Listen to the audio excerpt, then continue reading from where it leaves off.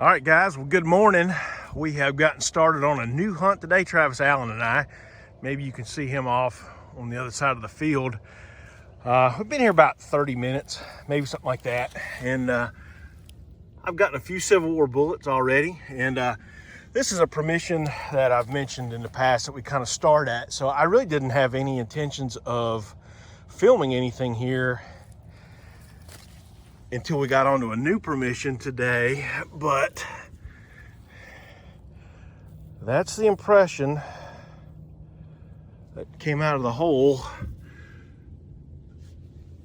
Is it a button? Is it a coin? Yeah. I am not sure. I'm gonna go to toothbrushing it. It's pretty thin. It's not real thick like a lot of coppers are. Let's see if we can get some details off of it. I'm gonna toothbrush it. I'll be right back. All right, well, toothbrushing it didn't really seem to do much to help. I'm hoping that maybe later after I toothpick it, we'll get some details on it. You look at the 12 o'clock, it almost looks like it's holed, but then when you flip it around on the other side, my camera will cooperate and zoom. Well, maybe I do see it there. Perhaps it is hold. Again, we'll have to do a little bit more inspection on it and maybe side light it with a flashlight to try to get a ID on it. But for right now, it's going to be an unidentified farm field copper coin. That's pretty cool. We'll take that. All right, gang, well, I thought we'd look at this coin just real quick. Just ain't a whole lot of meat left on the bone here. This is the fourth copper that came off this permission, and unfortunately, none of them have just been in great shape. So let's talk about what we do know. We can see a bust on the front. The coin is holed, which back in the 1800s, oftentimes they hold coins and then ran a string through them and tied them off so that they were not easily lost. Didn't work in this case. On the back, you can see the words La Españas. So you can see the crown and the coat of arms here. The best I can tell, and I'll throw up some pictures along with this coin, best I can tell, this is a 25-cent Timos coin, which is a Spanish coin from the mid-19th century. Pretty cool find. Would love to have had some more details on it, but hey, that's relic hunting. Well, I tell you what, this thing will break your heart when it comes out of the ground looking like a coin or a button. Flip it over, it's kind of got the shape of like a collar stud. Obviously, that's not what that is. It's too big for that, but I'm not exactly sure. It almost appears like it's got a little iron to it as well. I'm sure it's horse tack related of some kind, but yeah, when that thing came out of the ground, I saw that thing flop out in that green color. I thought, ooh, this could be something good. Unfortunately not, but man, I am happy that this little area that we swung over so many times, the rain and the moist ground, it's giving up some good signals again. It's a lot of iron, so I'm just going real slow and trying to get in between those signals. So hopefully the next one of these will be a South Carolina button. All right, well, I just flopped a pretty deep hole. It's the depth of the pinpointer and then about 2 or 3 more inches, and looked in this dirt pile, nothing, that one, nothing, over there in the clod, nothing. And I looked over here, I saw a little bit of color. Y'all see it? Haven't even picked it up yet.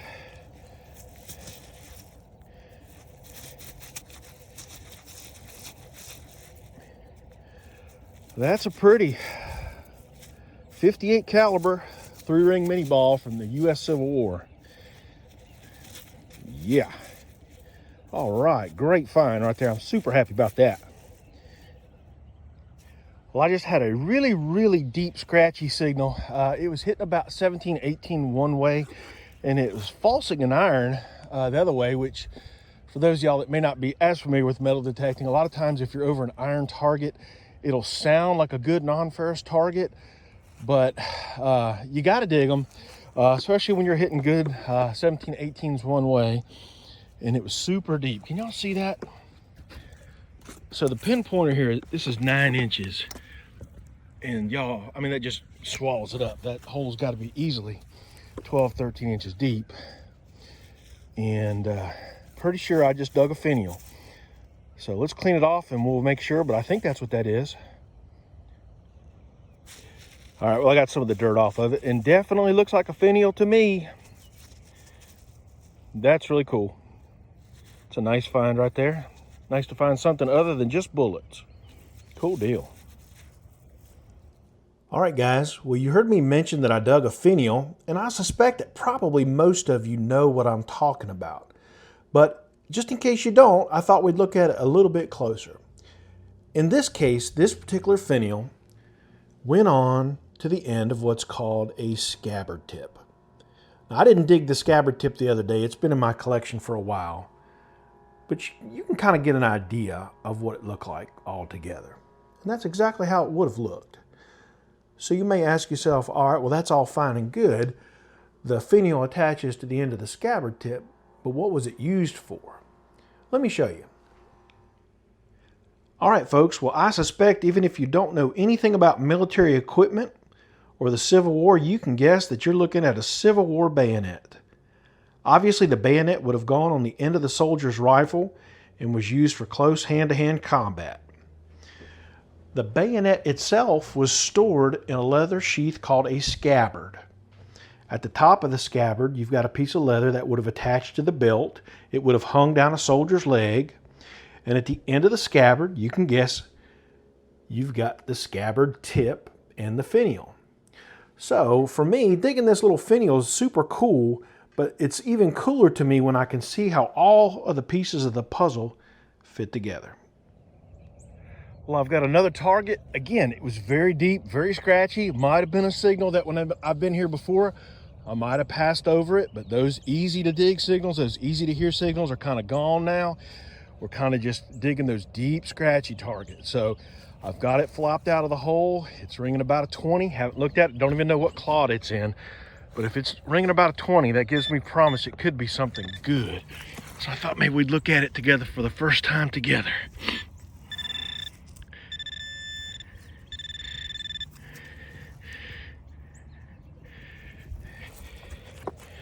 Well, what have we got here? Well, it's just a rivet. Nothing too exciting, but you see that green patina come out and you get excited, but oh well, on to the next. Well, I'm sure that the wind noise is gonna hurt us here. Travis and I just got a permission that we have been hoping to get for a long time. And it's just huge. It's just gorgeous back here, and we've been just so disappointed for the 45 minutes or so that we've been here. We really hadn't found anything but just a ton of aluminum, and so we were just kind of keep going around, seeing if we can come up with anything. I mean, didn't find anything old, and then I did get lucky. I just thought this place was going to be loaded. This is a Confederate infield bullet. So at least there's one old thing here. You can see that mark on the top? It appears to be where the ramrod pushed it down into the barrel. Now it's not wormed and it doesn't appear to be fired. Maybe it is fired. That would be about the only reason I would think that the ramrod would have pushed it down into the barrel. But anyway, it's nice to get one bullet at least here. Well, that first one could have been a fluke. I'm about 20 feet away from where I dug that first signal. Got another decent 16, 17 come over here and started digging out the sidewall. And there's another bullet. There's the sharps. So we've got an infield and the sharps. We are definitely on the Confederate side. That's good. That's promising. You can see the bullet halfway decent. Yeah, that's nice. Maybe this site actually might turn out to be something. All right, y'all. I'm sorry about the wind. I wanted to show you this cool little bullet that I just dug. I don't know if y'all can see this or not, but I wanted to lay it next to a 3-ringer to give you a size comparison. It's flat based. I'm assuming it's a pistol bullet. It sure does appear to be period, but I have never seen a pistol bullet quite like this. I don't know, it could be modern, but it sure got the patina and the look and the feel of being Civil War period, so I'm just not sure. If you know anything about this bullet, drop me a comment and let me know, but that's cool. We were so excited to get out here, and in the first 25, 35, 45 minutes, we were so disappointed. Honestly, we were ready to leave because of all the aluminum junk that we were digging. But this little area right down here, close to the water, is giving us a promise that we might get on to some good stuff. So stay with us. Y'all, one of my favorite parts about going Civil War relic hunting is finding new bullets that I have never dug before and never seen before. I've talked about this book in a few of my videos before, so I'm not going to spend a lot of time on it. But if you're serious about learning more about Civil War small arms and projectiles, this is the book that you need. It's been out of production for a long time, but you can still get lucky and find copies of it come up on eBay from time to time. So first, let's talk about that small bullet that I dug in the wind that I didn't know what it was. Well, it didn't take me too long of research to find this bullet on page 28, bullet number 124. If you're following along at home, this is going to be a 44 caliber Adams revolver bullet. Matches up perfect. The caliber, it's a dead ringer. So that's pretty cool. 44 caliber Adams revolver. All right, well, there was a second bullet that I also dug that I didn't recognize, that I've never dug before, and I don't believe I got this one on camera. And I have found it in the Mason and McKee book, bullet 497, I do believe, on page 58. And it's showing this bullet to be a foreign mold for revolver. Obviously, this is a revolver pistol bullet, but all the research that I've done online and with the help of my friend Tyler McGee, we've identified this as what's called a 36 caliber Richmond Lab pistol bullet, or Richmond Laboratory, which was made in Richmond, Virginia at the Richmond Arsenal. That's a really cool looking bullet right there. Another hole dug. I think I've got a good signal. Let's go in there and see if we can take a look at it. Zoom in just a little bit. Can you guys see it in the hole?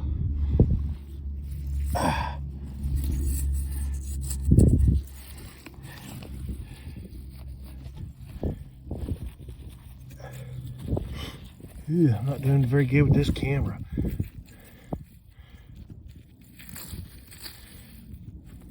Let's get it back up here.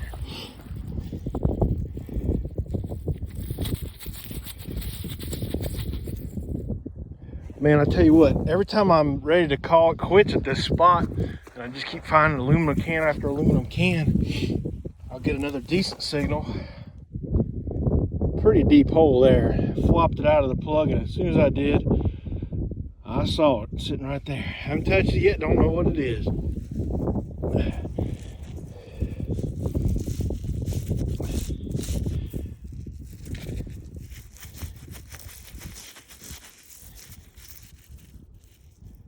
Not exactly sure. Let's do some toothbrushing on it. We'll be right back.